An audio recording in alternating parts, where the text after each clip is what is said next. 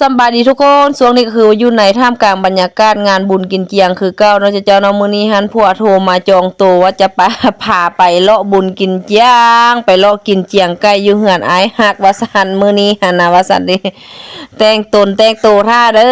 อกับลูกเพิ่นรอคอยผัวเพิ่นเนาะเจ้าเนาะค่อยก็เลยว่ามาจัดแต่งตัวกันจักหน่อยเนาะเจ้าเนาะแต่งออกมาก็จะประมาณนี้แล้วเจ้าเอ้ยสุดที่ก็โยกก็ซ้ำนี้แหละว่าซั่นจ้า เอาอย่าใช้คำว่าทาเลยเนาะเจ้าเนาะหน้าอะไรนะโบกเอาเลยว่าซันซา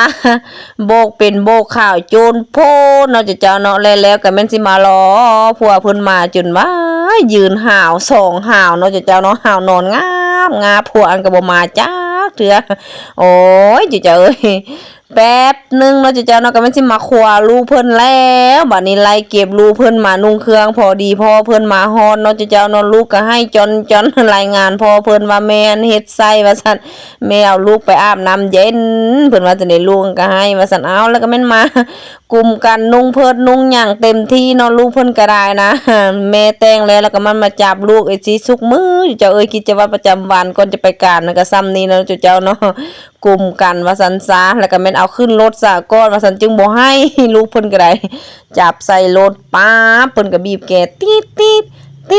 ถ้าพอเพิ่นโลดพอเพิ่นก็มาได้แม่มาเลยว่าซั่นพอเพิ่นก็ได้หิวข้าวแล้วได้พอดี12โมงเที่ยงตรงเลยเนาะเจ้าเนาะแล้วก็แม่นสิพากันมุ่งหน้าไปแล้วบาดนี้นะไปฮอดระหว่างทางก็จะแวะซื้อของขวัญเป็นที่ระลึกกันจักน้อยไปให้อ้ายฮักเพิ่นเนาะเจ้าเนาะลูกเพิ่นนี่ก็อยากกินหยังเด้เลาะเบิ่งรถว่าซั่นลูกเพิ่นนี่ก็ลงรถบ่ได้เนาะเจ้าเนาะไปฮอดปึ๊บก็มีการมอบกันคักแน่ว่าซั่นอีกสักครู่เดียวเนาะเจ้าเนาะทีมงานจราจรเพิ่นกำลังกันมาเด้อนี่เด้อพอดีมาเปิดเลยเนาะเจ้าเนาะพอดีมาเปิดเลยว่าซั่นซะเปิดอาหารการกินแขกทำอิฐเลยว่าซั่นซะแล้วก็แม่นมาห้ามตู้ห้ามตั้งกันแล้วแม่นอาหารเพิ่นก็จะประมาณหันเนาะเจ้าเนาะกินเจียงไก่ก็แม่นกินแต่ไก่หันได้สับเป็ดสับไก่โอ้ยเสพอาลีเจ้าเด้อค่อยหันติดหมกติดใจข้าวเจ้าเนาะเจ้าเนาะข้าวเจ้านึ่งเอาเลยไม่แห้งกินแห้งหวานแห้งโอ้เสพลูกเพิ่นหันกะเที่ยวเอามาป้อนเอาไก่บ่กินอีกกินแต่ข้าวเจ้าเนาะเจ้าเนาะ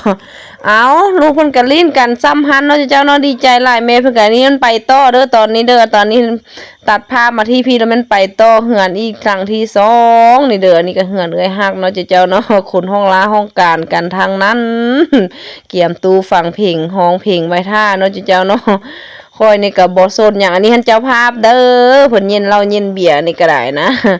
คอยนี่ก็บ่สนหยังหลายมาเบิ่งข้าวปลาก่อนหมู่เจ้าเอ้ยข้าวปลานี่ก็แซ่บอลีเด้อละดูนี่นะละแม่นมากหลายถึกใจจืนก็ได้เนาะเจ้าเนาะปิ้งก็แซ่บดีว่าซั่นตุ้ยน้ำอ้อยน้อยนึงว่าซั่นโอ้ยลืมทางเมื่อบ้านเลย เอาก็จะประมาณนี้ลูกเพิ่นก็ได้แล้วก็แม่นสิมาจัดกันเลยได้สายเส้นยังเฮานี่ก็ได้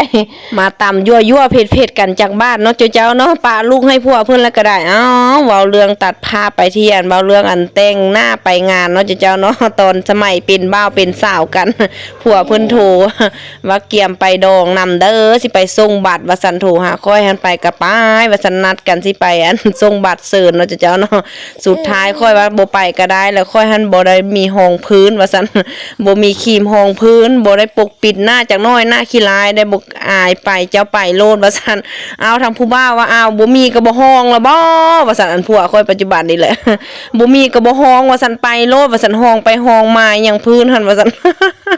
เอาไปซ้ำให้แม่ฟังพากันหัวแท้ว่าแม่เฒ่าบ่เคยได้ยินซะว่าอ๋อมีห้องพื้นว่าซั่น